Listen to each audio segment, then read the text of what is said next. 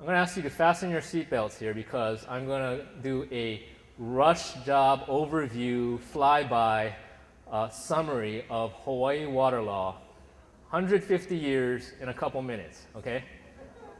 So, it starts with, as I mentioned, the ancient Hawaiian days when folks understood, it was a core principle, that water wasn't something you could own. It wasn't like property. It wasn't, like a car or a tool or something. It was something that you borrowed and you used as you needed it, okay? And that principle went all the way up to even the chiefs and the king, that they didn't own water, even though if they were the top of the society, but rather they exercised control as trustees, okay? That changed in the sugar plantation era, where the sugar barons came in, they took land, they took the water away from the kalo farms, the valleys where Native Hawaiians were growing taro, and they made a lot of money growing sugarcane. Now, sugar was king in those days, and that dictated the law as well.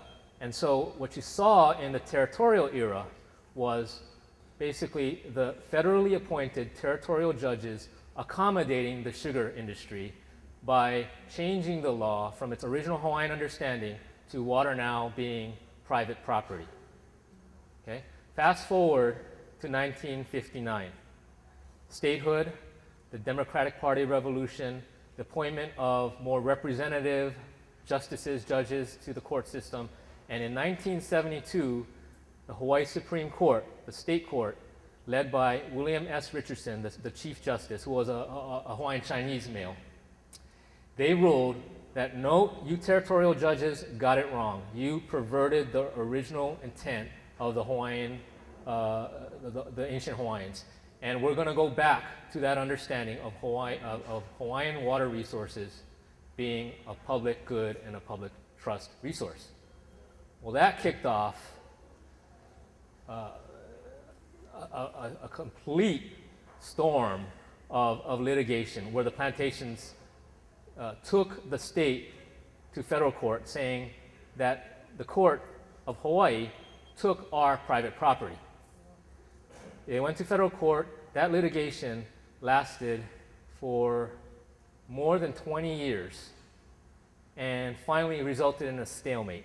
Okay? In the meantime, 1978, Hawaii held its last constitutional convention, and that was a very special event.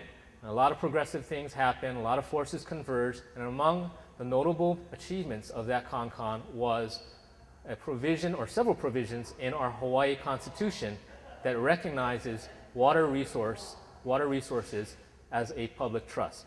Okay? And the CONCON also called for a establishment of a water resources agency to manage water as the primary trustee for the good of all people, and called for a establishment of a water code. And that's what happened in 1987 with the establishment of our State Water Commission, as well as the establishment of the Water Code. All of this then came to a head in the Waihole Ditch case, which happened on Oahu, started in the early 90s, and in 2000 culminated in a landmark, nationally recognized decision now, where the Hawaii Supreme Court said, yes, we're going to reaffirm that the public trust doctrine applies to all water resources in Hawaii, and that all water resources belong to all the people as a public good, and it should be managed by the state in a fiduciary manner. Okay? So, got all that? Okay, there's going to be a pop quiz after this. Now, I gotta get this point out because it's really interesting, but when we talked about the plantations and how they perverted the original Hawaiian understanding of water as a public trust, those initial formative decisions, interesting enough, came out of right here, your backyard. Parties like Wailuku Sugar, Hawaiian Commercial and Sugar, Hawaiian Commercial and Sugar, they were central. They were in those early cases in which Hawaiian water law went astray. And now, in a sense, it's coming all back to the same place. Because Earth Justice is involved with the help of community groups, people like you that live here and care about this place. And we're fighting for these public rights to water and seeking to reclaim water now currently diverted and hoarded by private companies, and seeking to restore that water to have it flow in the stream as before.